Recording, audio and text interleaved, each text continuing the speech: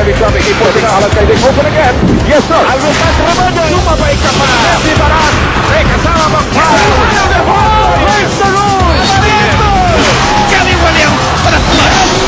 Yes, yeah. What a shot! An amazing shot by J.J. Helkerson. It doesn't get any better than this. What a play! An action-filled Sunday will come your way live from the Big Dome for a pair of semifinals wars tonight. The first one being the Battle of the Beermen against the Llamados. And the series, as we all know, is already tied at 1 apiece. Top-notch basketball action is coming your way, and it's being to you live via Solar TV. My name is Patricia Brunasizan, right here at Courtside. You know what they say? They say when it rains, it pours. And I'm not just talking about the weather outside. I'm talking about that top-notch action that will soon flood this hard court right here. Now, to keep you guys up to speed with what's happening, let's take a look at the playoffs picture. We are to see Game 3 of this best-of-7 semifinals, not just for the San Miguel and Derby A series, but also for the Talking Tex and Alaska Tussle, also tied at 1 apiece. Now, whoever gets to 4 wins first will advance to the best-of-7 finals, and all the teams from here on now are just 7 wins away till they hoist that championship trophy. And we all know how exciting that could be. Well, to get the win here in Game 3, there are a lot of numbers to consider. And Magumar John is over there on the other side to give us the lowdown. Thank you, Patricia. 2 proud franchises going toe-to-toe here in game number 3 at the Big Dome. San Miguel Beermen trying to do something, or trying for a chance to do something that has not been done since 2002, and that is defend the crown, while BMEG is trying for a chance to secure a season sweep, something that has never been done. Through the first 2 games of this series, we see the numbers for both squads. San Miguel is plus 5.5 in points per game, plus 7 percentage points in shooting, 12.5 with rebounds, and 10.5 in assists. The problem is they are minus 8.5 in turnovers, and that is a testament to Pure Foods or BMEG's defense. So it is going to be game number 3, the start of a virtual best of 5, coming to you live from the Big Dome, only here on Solar TV. Nice and smooth offense shown by the San Miguel Beermen on their last 2 plays. And the San Miguel Beermen have challenged every look here by the BMEG Derby Llamados. J-Wash, attack them. Whether man or goal, you run the same thing. Run stop. What a burst of energy we've seen here by the BMEG Derby Llamados. It's a flush, moves in. Up and up there, and he's fouled it. With a foul. With a 1 coming up for Tony Washam. And Wash takes a 1-point lead for the BMEG Derby Llamados. We're switching our second one. You stay in front. Good job. So it really has become quite an emotional first half so far. 7.9 seconds, game on the line. This is the time where heroes thrive.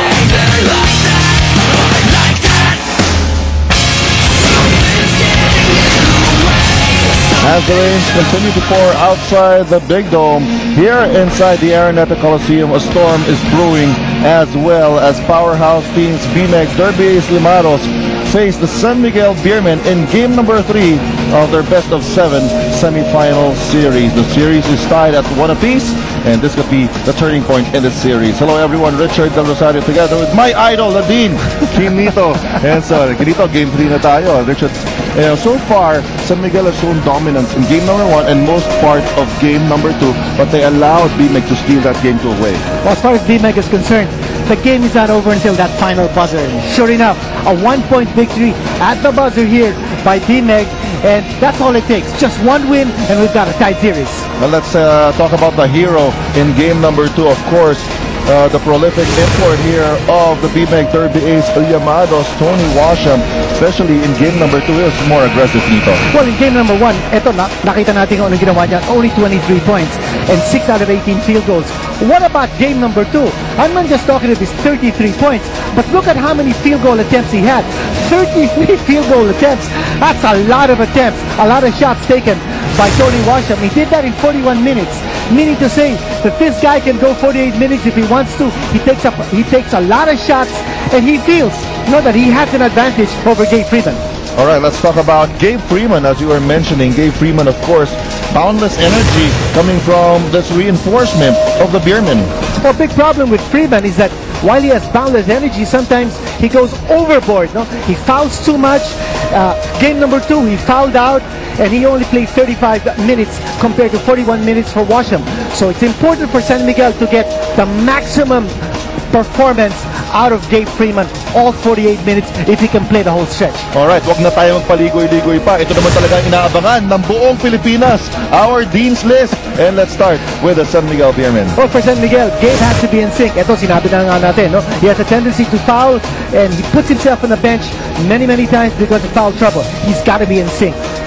First off, they need to make James Yap work.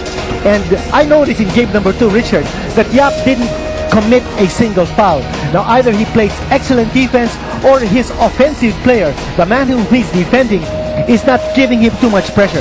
I think it's important that San Miguel has an awareness that James Yap must work hard on defense, and hopefully for San Miguel it takes away from his offense. They need to be able to regroup off the turnovers. Very clearly in game number 2, 19 turnover points scored by BMEG as against only 9 for San Miguel. The perimeter firepower has to be there for the Beermen. Game number 1, they hit 10 3-pointers. Game number 2, only 3. Alright, and what about for the BMEG Derby Ace Llamados, who has come to life after stealing that game number 2? Richard, ang tinatanong ng buong bayan, ano ba nangyari sa game number 2? Was that a fluke or is the BMEG team for real? Sagutin mo na yung buong bayan. Number 1 is the interior presence. Yan ang importante para sa kanila. They were out-rebounded by San Miguel in game number 2, but yet BMEG had more offensive rebounds, 16-13. And that's important for them to establish yung kanilang authority inside the painted area.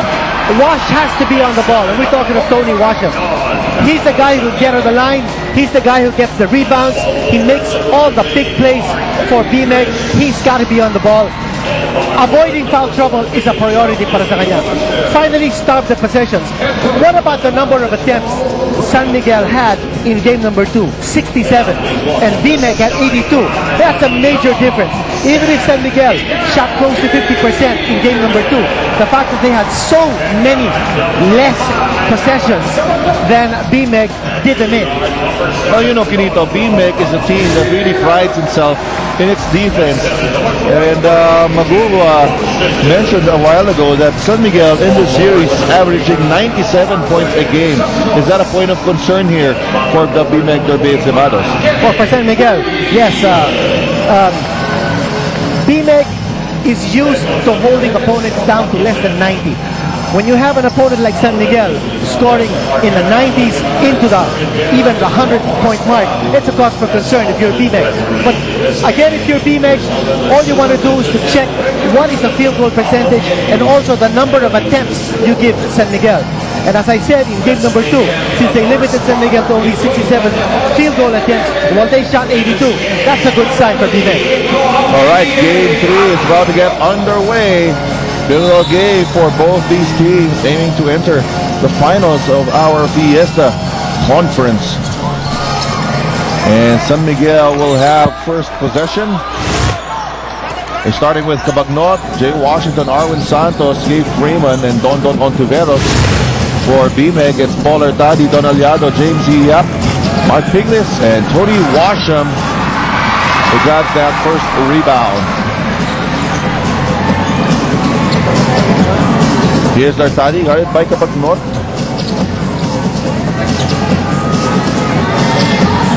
Familiar matchup is James Yap against Don Ontiveros. Washam, defensive task given to Arwin Santos here. And authoritative rebound from Gabe Freeman. You know, that's the defensive matchup that Coach Shot Tankinson is very comfortable with. Arwin Santos against Washam. And what Arwin Santos does is to force Washam to take the perimeter shot and also keep Washam away from the offensive boards and allow Gabe Freeman to take care of the defensive rebound. Here's James Yap, uses the screen, and that's all he needed. A bit of space to break the ice in this game number 3. And the nice thing about BMEG's offense is that they always look